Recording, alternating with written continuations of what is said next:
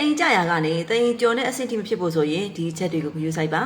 အမျိုးသမီးတွေနဲ့အိမ်အောင်ကြလာပြီးနောက်မှာကိုဝင်ဆောင်ရတာကလေးမိဖွားရတာတွေဖြင့်တခြားသောအကြောင်းမျိုးမျိုးတွေကြောင့်မင်းကိုပိုင်းမှာရှိတဲ့မွေးလန်းချောင်းကြက်သားတွေကရော်ရဲအားနဲ့လာပြီးတော့တအိမ်ကြခြင်းတွေကိုဖြစ်ပေါ်စေနိုင်ပါတယ်။များသောအားဖြင့်ကိုဝန်ဆောင်မှုတဲ့သူတွေကလေးမိဖွားပြီးတဲ့အမျိုးသမီးတွေမှာပိုပြီးအဖြစ်များလေးရှိပါတယ်။တအိမ်ကြခြင်းရဲ့အကျိုးအဆင့်မင်းကိုကြက်သားအားနဲ့ခြင်းရဲ့အကျိုးအဆင့်အနေနဲ့မင်းကိုကနေလေးထွက်တာတွေစီးမထိန်နိုင်တာတွေစီးခဏခဏသွားရတယ်ဆိုတဲ့ပြဿနာတွေကိုခံစားနိုင်ပါတယ်ဒီလိုနေထားနေမှာကိုယ့်အနေနဲ့မင်းကိုပိုင်းကြက်သားတွေကိုဂရုမစိုက်မိဘူးဆိုရင်တော့နောက်ပိုင်းနေမှာတိမ်ကြတာတိမ်ကျွန်းတဲ့အဆင့်ထိကိုဖြစ်သွားစေနိုင်ပါတယ်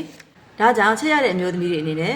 တိမ်ကြရာကနေကျွန်းတဲ့အဆင့်ထိမဖြစ်ဖို့ဆိုရင်မွေးလန်းချောင်းကြက်သားတွေကိုတန်မာအောင်ပြုလုပ်ရမှာဖြစ်ပြီးတော့မွေးလန်းချောင်းကြက်သားတွေကိုထိခိုက်စေနိုင်တဲ့အမှုအကျင့်တွေကိုပြင်ပေးဖို့လိုအပ်ပါတယ်ဝေရမ်းတက်တာတွေ